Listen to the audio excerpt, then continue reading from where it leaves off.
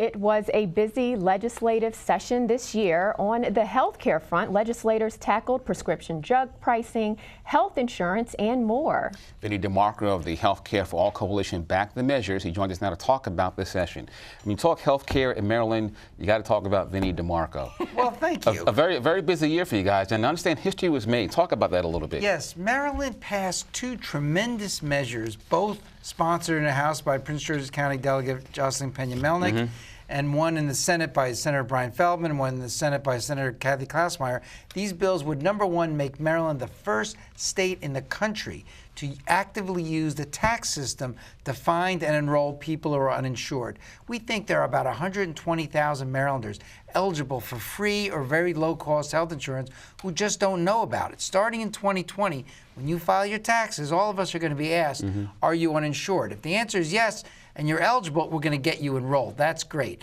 And in addition, we're creating the first in the country Prescription Drug Affordability Board, which will, for the first time in America, look at high-cost drugs and say, wait a minute, why are we being charged so much? We're going to make sure Marylanders can better afford the drugs that they desperately need. And this is a major step in that direction, a Prescription Drug Affordability Board.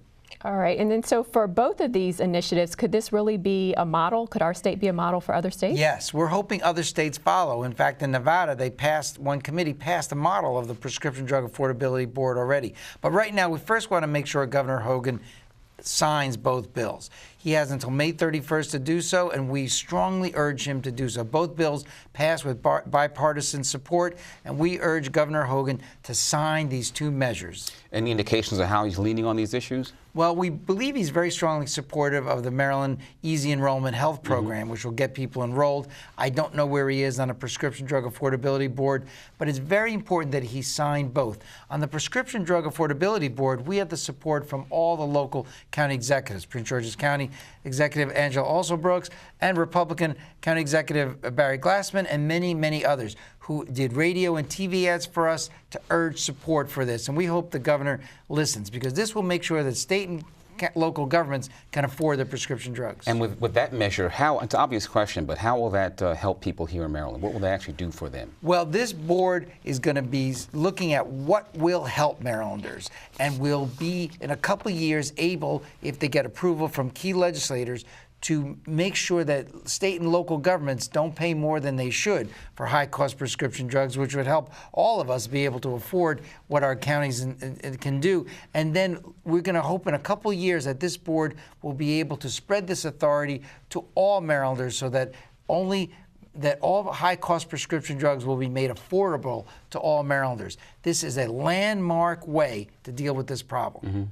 All right, so there's an event tonight, and your department was invited to attend. Can you tell us a little bit more about that? Yeah, there's a club meeting in Greenbelt tonight that we were invited to come speak at and talk about these two measures, and we're going to do that. My Deputy Director, Catherine Kirk-Robbins, is going to present tonight and talk about how important these two measures are to Prince George's County people and to people all across Maryland, because Maryland has to be at the forefront while people in Washington are attacking the Affordable Care Act like Donald Trump. We in Maryland are protecting and building on the Affordable Care Act. Let me go back for a minute to Annapolis. The session just ended, but I'm sure you're talking about the next session. What areas are you looking to expand or increase?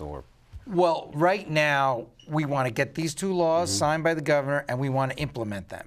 These laws will take a lot of work to implement, and our organization is going to be working very closely with the state government to do that, because we want to make sure when a major law is passed, it's implemented properly. So that's our major goal. There is also a Health Insurance Coverage Protection Commission on which I serve, chaired by Delegate Jocelyn Pena-Melnyk and Senator Brian Feldman, which came up with these great ideas, and we're going to be working with that commission to come up with more great ideas for next year. Okay. All right. Thanks once again, Vincent DeMarco. For more information on the Healthcare for All Coalition, go to healthcareforall.com.